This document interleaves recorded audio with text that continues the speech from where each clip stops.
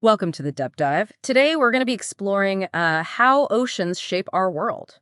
Using this fascinating mix of articles, videos, and reports that you've shared. We even have some insights from the high-level panel for a sustainable ocean economy. Yeah. They're a group of world leaders focused on ocean sustainability. It's easy to forget that the ocean isn't just a pretty backdrop. Right. It's a powerful force that's shaping our entire planet, and understanding it is just crucial, especially with all these increasing threats that it faces. Absolutely. And get this, we're going to learn about underwater waterfalls that are deeper than Mount Everest is tall. Oh, wow.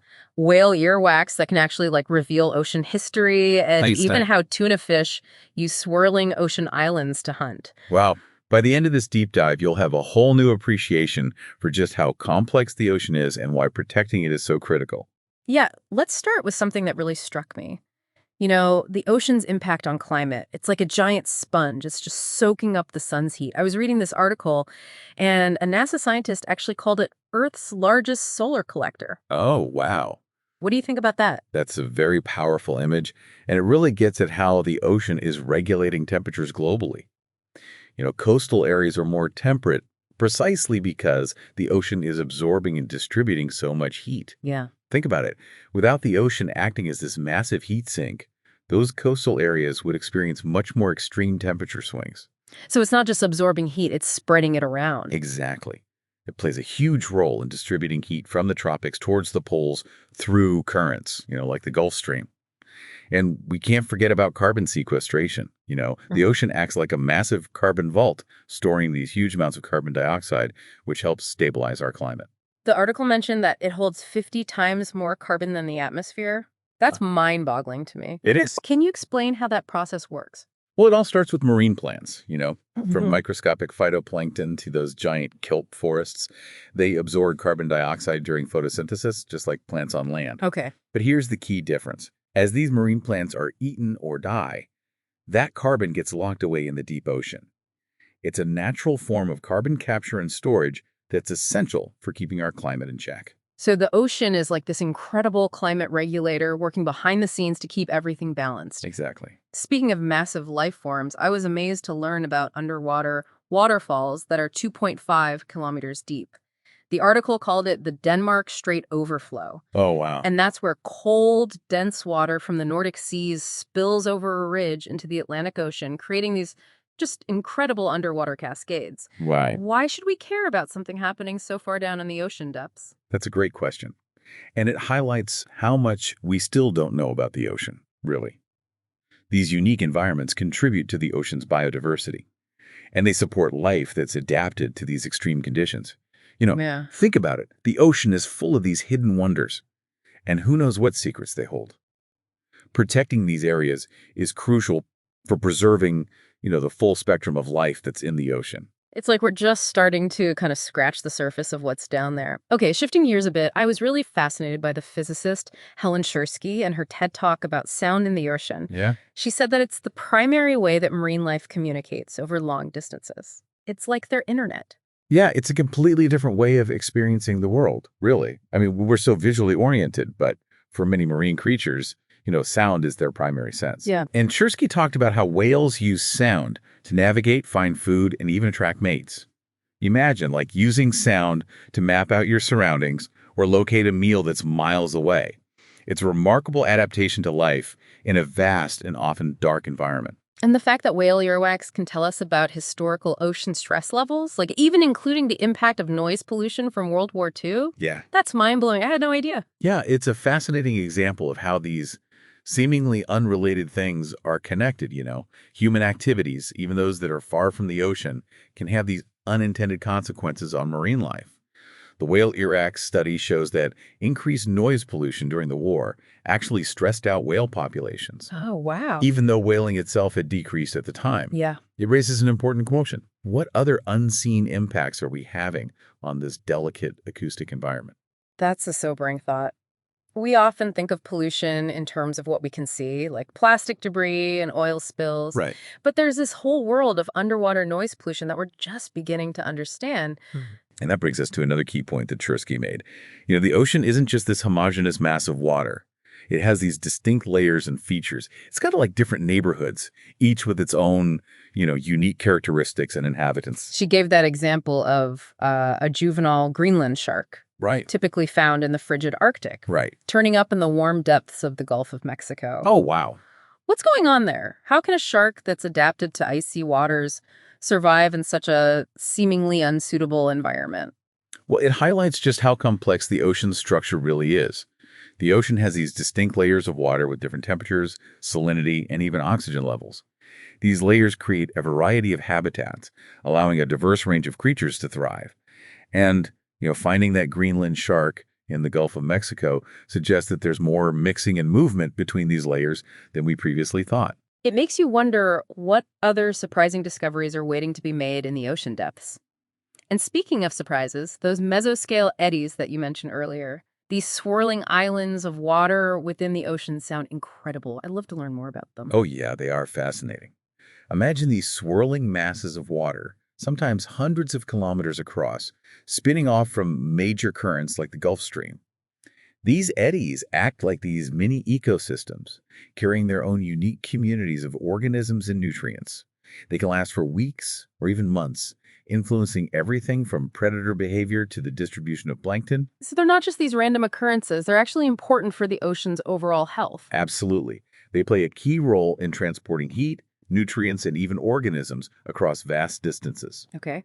And get this, different species of tuna actually target specific types of eddies for hunting. That's amazing. How do they even know which eddies to go for? It's still a bit of a mystery, but it seems they can sense these subtle differences in the water temperature, the salinity, or even the presence of prey associated with certain types of eddies. It just highlights the interconnectedness of the ocean.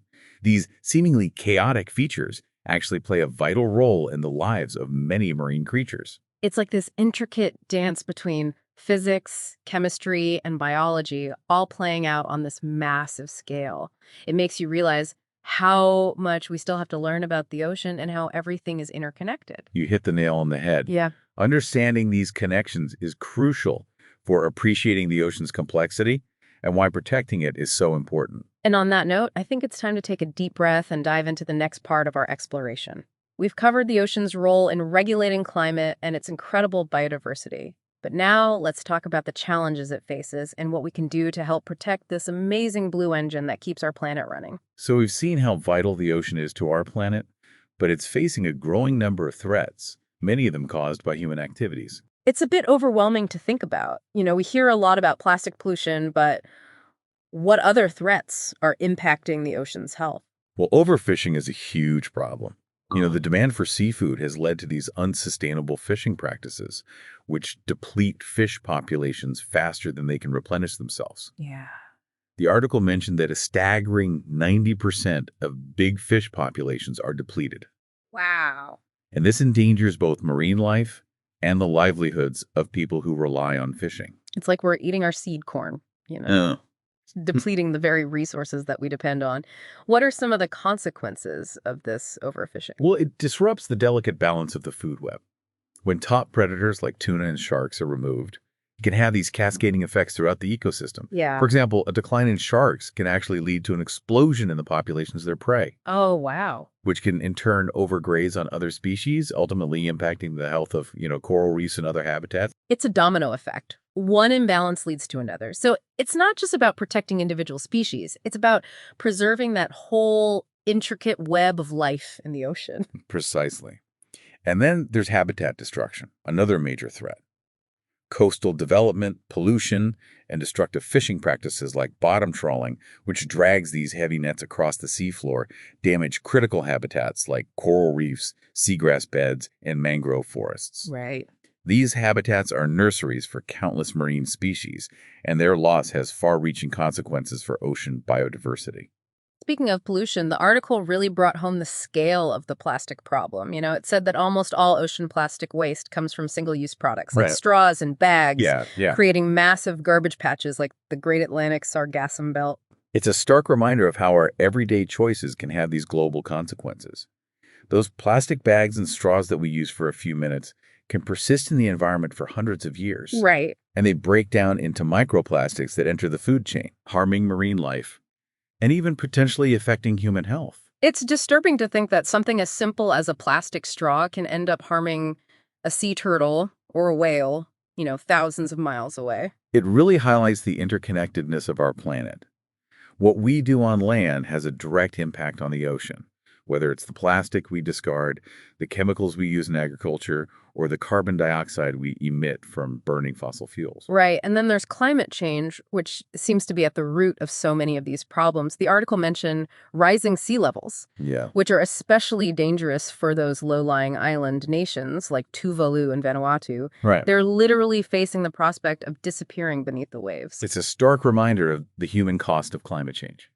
Rising sea levels also lead to coastal erosion, saltwater intrusion into freshwater sources, Okay. and more frequent and severe storms, all of which damage marine habitats and threaten coastal communities around the world. And then there's ocean acidification. Right. Which the article explained is caused by the ocean absorbing excess carbon dioxide from the atmosphere, Exactly. making the water more acidic.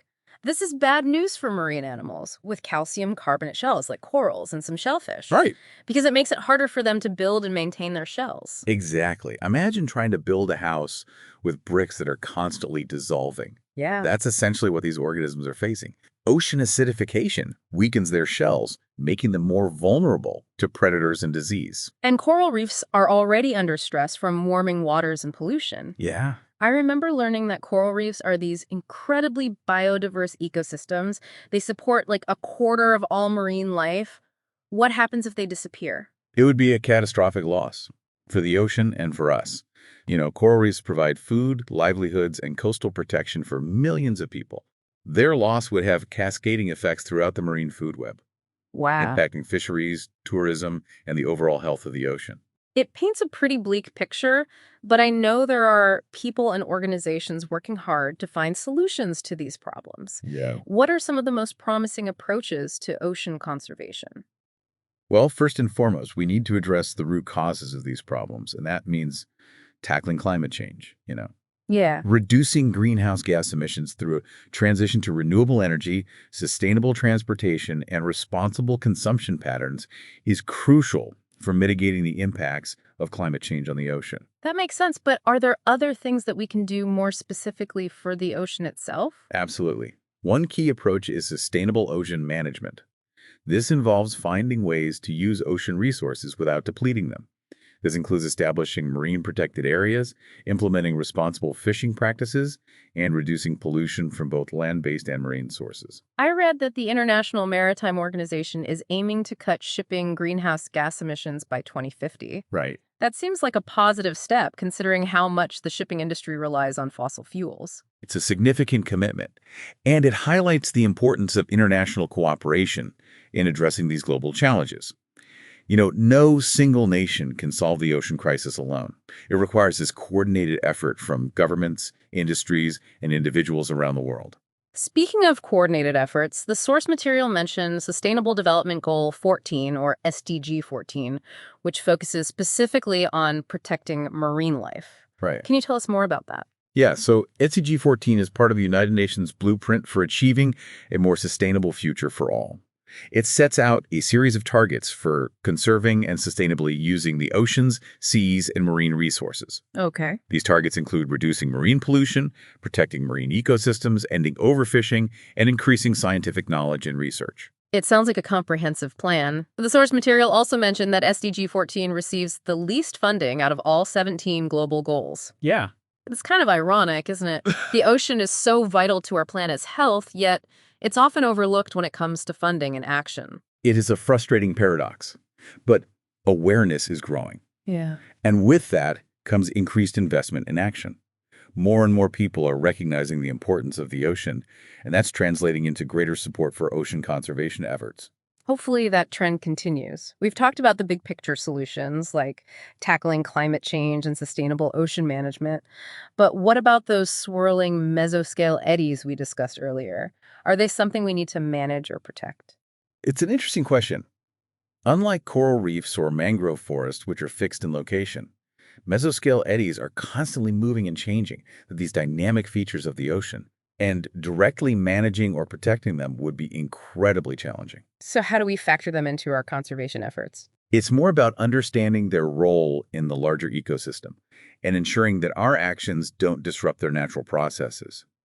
For example, if we know that certain species of tuna rely on specific types of eddies for hunting, we need to make sure that our fishing practices don't disrupt those eddies or deplete the prey species that those tuna depend on. It's about taking this holistic approach to ocean management, Okay. recognizing the interconnectedness of all these elements. That makes sense. It's not about managing individual pieces. It's about managing the whole system. Exactly. And that requires a shift in mindset from seeing the ocean as this limitless resource to be exploited to recognizing it as this complex living system that we're a part of and depend on. It reminds me of what Helen Chersky said about the ocean having this hidden structure Right? with distinct layers and features that create a variety of habitats. It's not just a vast, homogeneous mass of water. It's this dynamic and complex environment. Right. She used the example of that juvenile Greenland shark found in the warm depths of the Gulf of Mexico, a species typically found in cold Arctic waters. Yeah. That discovery suggests that there's more mixing and movement between these layers than we previously thought, and it underscores how much we still have to learn about the ocean's intricate workings. And if we don't fully understand how it works, how can we expect to manage it effectively or protect it from the threats that we're creating? It seems like we need more research, more exploration, more understanding. Absolutely. Knowledge is power, and the more we learn about the ocean, the better equipped we'll be to make informed decisions about its future. So we need to invest in science, in research and exploration, but what about individual actions? What can we as individuals do to make a difference for the ocean? It feels like such a massive problem. Yeah, it's easy to feel overwhelmed, but individual actions, when multiplied across millions of people, can create this powerful wave of change. And that's a perfect segue into the next part of our deep dive, where we'll explore those individual actions and how we can all become better stewards of the ocean. So welcome back to our deep dive into the world of oceans. We've covered, the science, the challenges, the big picture solutions. But now I'm curious, what can we as individuals actually do to help? It feels like such a massive problem. Yeah, it's easy to feel that way. But even small actions, when multiplied across millions of people, can create a powerful wave of change. Okay, so give us some specifics. What can we do in our daily lives to be better ocean stewards? First and foremost, reduce your plastic consumption. Okay. Choose reusable alternatives whenever possible. Water bottles, shopping bags, food containers, every piece of plastic we keep out of the environment is a win for the ocean. That's a good reminder. I'm definitely trying to be more conscious of, my plastic use. What else can we do? Be mindful of what you eat. Choose sustainably sourced seafood. Look for certifications like the Marine Stewardship Council or MSC label. This indicates that the fish were caught using environmentally responsible practices. So maybe skip that all-you-can-eat sushi buffet. Perhaps. It's all about making informed choices. You can still enjoy seafood. Just be discerning about where it comes from and how it was caught. Ask questions at your local fish market or restaurant. That's a great point. It's about being an informed consumer and making choices that support, sustainable practices. What about supporting organizations that are working to protect the ocean? Absolutely. There are so many incredible nonprofits doing amazing work in ocean conservation. Yeah. From research and advocacy to cleanup efforts and education, donating your time or money to these organizations can make a real impact. And what about those of us who don't live near the coast? Can we still make a difference? Absolutely. Remember, everything is connected. Even if you live far from the ocean, the choices you make, from the products you buy to how you dispose of waste, can have an impact on the marine environment. You mean things like using less fertilizer on our lawns, which can end up in rivers and eventually the ocean. Exactly. And supporting policies that promote clean energy and reduce carbon emissions. Yeah. It's about recognizing that our actions on land have consequences for the ocean. So it's really about spreading awareness and encouraging others to, make changes too as a collective effort, right? Yes, precisely. Talk to your friends and family about what you've learned. Share information on social media. The more people who understand the importance of ocean conservation, the greater the momentum for change. And it's not just about sharing information, it's also about sharing experiences. Don't underestimate the power of simply getting out there and experiencing the ocean for yourself. Right. Whether it's swimming, snorkeling, surfing, or just walking along the beach, Connecting with the ocean firsthand can foster a deeper appreciation for its beauty and fragility. Yeah, there's nothing quite like feeling the ocean's vastness and witnessing its teeming life up close. It can ignite this sense of wonder and responsibility that inspires action. So, what does this all mean? What's the big takeaway from this deep dive into how oceans shape our world? The ocean is not just a beautiful backdrop to our lives. It's this complex, vital system that sustains us in countless ways. And while it faces serious challenges, there's still hope. We have the knowledge, the tools, and the collective power to turn things around. We just need to act and act now. It's time to stop taking the ocean for granted and start treating it with the respect and care it deserves. And as we continue to explore and understand the ocean's mysteries, we must remember that we're not just observers, we're participants in its fate. The choices we make today will determine the health and future of the ocean, and ultimately, our own. This has been an incredible journey of discovery. Thank you for, guiding us through this deep dive. What's one thing you hope our listener takes away from this exploration? I hope they come away with a sense of wonder and responsibility. Wonder at the ocean's vastness, its beauty, its an intricate web of life, and responsibility for our role in its future. We all have a part to play in protecting this incredible blue planet. That's a perfect note to end on. Keep learning, keep asking questions, and keep taking action.